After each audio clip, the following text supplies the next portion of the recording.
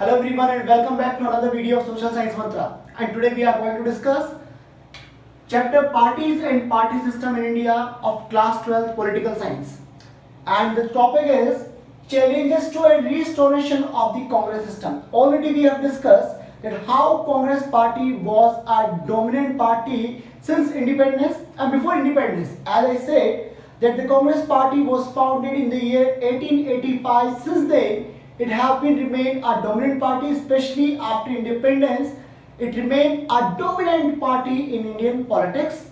So how this challenges, what were the challenges to a restoration of the Congress system? What happened after the death of Pandit Jawaharlal Nehru, who was the Prime Minister of independent India and a major leader of Congress party?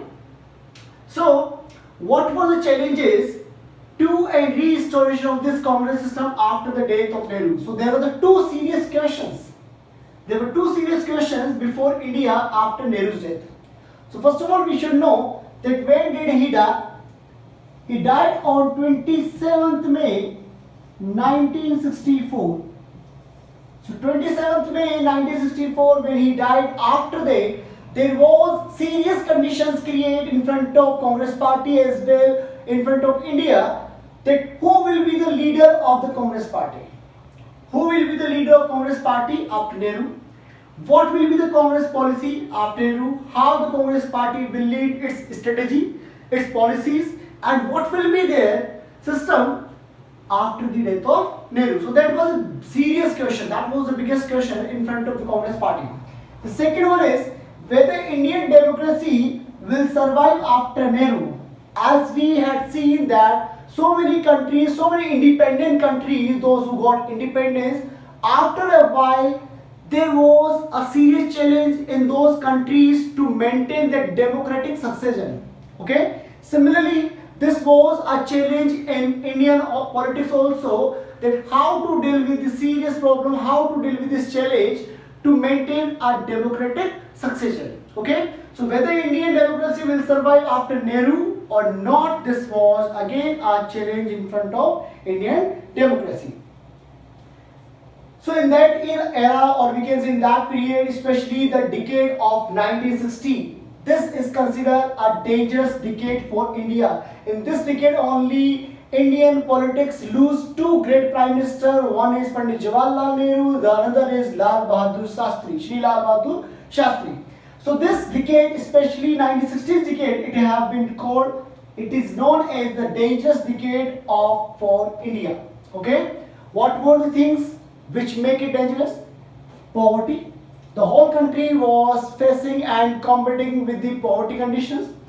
Inequality in the society, the social gap becoming widening and more, and communal and regional division.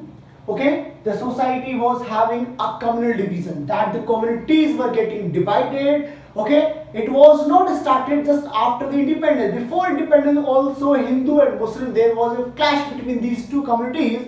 So it continued. So communal division was there, the regional division was there, based on various things, various areas, maybe the language, maybe the religion, maybe the any other areas. So these were the major problems in front of India. That is why the country was getting a challenge from all the fields. Okay, and especially on all fronts, the country has to face these challenges and have to fight. That is why this decade is especially known as dangerous decade. So what happened? How this politics turned from Nehru to Shastri? Okay, Nehru was a great leader, great Congress leader. So from Jawaharlal Nehru to Lal Bahadur Shastri, how this politics turned into that? Okay, so that time there was a leader named K. Kamaraj, Krishnamacharya Kamaraj. Okay, Kumaraswamy Kamaraj, sorry. So Kumaraswamy Kamaraj, who was a kingmaker in Congress party. Kingmaker who can make anyone prime minister, who can remove anyone from prime minister post, and he used to provide the post and seats in Congress party. So he was a kingmaker. So he chose, along with him, other party leaders, they choose Shri Lal Bahadur Shastri as the next prime minister. Okay, The tenure was 1964 to 1966. As we all know that 11th January 1966 he died in Tashkent. So he was the railway minister and he proved his moral commitment because during that railway strike, railway crisis, he accepted that he found himself morally responsible, and that shows his moral commitment to his post, and that compelled the leaders to make him as the next Prime Minister of independent India. And so he is considered as the second Prime Minister. Although we know that Guljari Lal Nanda was also remained on the post for 13 days after the death of Nehru, then after, but Shri Lal Bahadur Shastri was chosen as a Prime Minister. So second, two major challenges were there in front of Lal Bahadur Shastri now. When the Lal Bahadur Shastri government was there in India, that time food crisis, maybe the failed monsoon, maybe the drought can be the reason for this food crisis situation. That food scarcity, that situation arises in India because of the monsoon failure, because of the drought situation. Secondly is India-Pakistan War of 1965.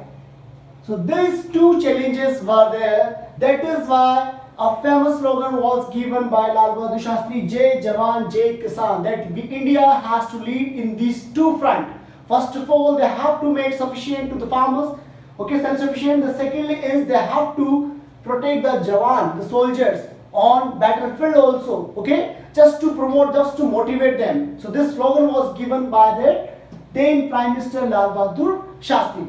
Finally, he died on 10th January. It is written in the book 10th January, but actually it is 11th January 1966 when he went to Tashkent. Then it was in USSR. Now it is the capital of Uzbekistan. Okay. So that time when he went to the Tashkent just to sign a peace agreement. So peace agreement was signed between India and Pakistan. From Pakistan, General Ayub Khan, and from India, Lal Bahadur Shastri both went to Tashkent to sign this agreement. But on the next day, 10th January 1966, this agreement was signed. On the next day, Lal Bahadur Shastri met with a mysterious death. Still, that is a mystery for everyone that how he died. How all of a sudden he died on 11th January, just after signing a peace agreement. Okay, with the heart failure is called a reason. Heart failure is called a reason that he was died with a heart attack. Okay, so this was the leadership, how the leadership got changed from Nehru to Shastri. Okay, and from Shastri it was shifted to Indira Gandhi. Let's discuss that. Political shifting from Shastri to Indira Gandhi. Okay, so second time in front of Congress party there was a challenge of political succession. Earlier it was when Pandit Jawaharlal Nehru died. Now the another Prime Minister Shri Lal Bahadur Shastri also died. So this was the second time challenge of political succession. At that time Morarji Desai versus Indira Gandhi. There was an intense conflict between these two leaders, intense competition we can say between these two leaders. Party leaders wanted to choose Indira Gandhi, and as per the experience, Morarji Desai was the experienced leader in Congress party. He was the most experienced leader, okay, because earlier he had served at the post of CA of Bombay State, as well he had remained a minister at the center. So that shows his experience in party, experience of politics. While we talk about Indira Gandhi, she was a political novice. Okay, inexperienced leader, young inexperienced leader. So there was an intense competition between these two leaders, but the party leaders wanted to choose Indira Gandhi as the new Prime Minister. Okay, I will discuss what were the reasons why the party leader wanted to choose Indira Gandhi as a leader. Before that, secret ballot system was used through intra-election. Intra-election means that the elections were held among the party member, among the MP of Congress party. So this intra-election was held so that, and through this secret ballot system where the party leaders, the party members will give a vote and will choose a Prime Minister among them. Indira Gandhi defeated. The result of this election, Indira Gandhi defeated Morarji Desai by securing support of more than 2/3 party MPs. So finally, Indira Gandhi defeated Morarji Desai and win this election and become Prime Minister by securing 2/3 party MPs vote. Okay. So now the question arises: why only Indira Gandhi? Why only Indira Gandhi? Why she was supported by all the political party leaders? Sorry, the Congress party leaders. Why Indira Gandhi was supported? Reason is very simple. The senior party members, they believe that there was a belief that she may depend on senior leaders. Why she will be dependent on senior leaders? Because she was politically and administratively, she was not having any political and administrative experience. That is why she may depend on senior leaders. That is why they wanted to choose Indira Gandhi as Prime Minister, because Morarji Desai was a strict ruler. Okay, so they will not get any benefits from Morarji Desai, but they can get benefits from Indira Gandhi. As she was inexperienced leader, they can suggest her and she will work according to their wishes. Okay. Another reasons to support Indira Gandhi, that was loyalty towards Nehru family. She belonged to Nehru Gandhi family, and the party members they wanted to prove the loyalty towards Nehru family. That is why they support Indira Gandhi. So this was all about that, how Indira Gandhi become Prime Minister. Now, 1967 election, the fourth general election of our country, 1967 election, which is considered as a landmark in history of Indian democracy. Let's discuss about this, the context of this election. If we talk about the context of this election, what was the context of the election? That two prime ministers died in quick succession. First is Jawaharlal Nehru in 1964, the second is Lal Bahadur Shastri in 1966. So two prime ministers died in quick succession. The time, the party, the country was led by an inexperienced leader and young leader, Indira Gandhi.